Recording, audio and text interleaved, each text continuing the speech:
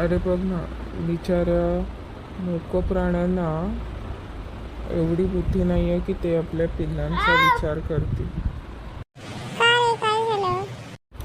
अरे बघ ना, माणसाला एवढी बुद्धी असून माणूस आपल्या पिल्लांचा विचार करू शकत नाही आहे म्हणजे काय म्हणायचं. कशाबद्दल नक्की म्हणतोयस तू? इतके सारे गंभीर विषय असून माणूस मात्र आपल्या हिंदीत व्यस्त आहे.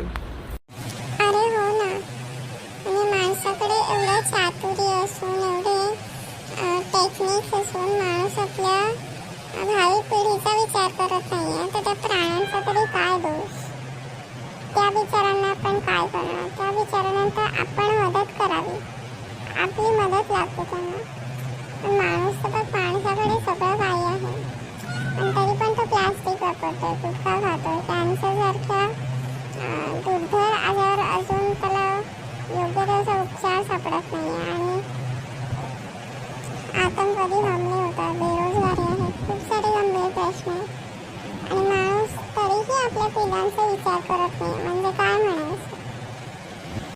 हो का, आता हे बदलायला आपल्यालाच पुढे यावं लागेल ना. आपल्यालाच आपला इन्फ्लुएन्स वाढवून सर्वांना असं टोचावं लागेल की कसं पुढे जायचं, का पुढे जायचं, का मोटिवेट करायचं इतरांना, का दुसऱ्यांचा नेहमी स्वार्थ बघू नये, का नेहमी स्वतःचा स्वार्थ बघू नये.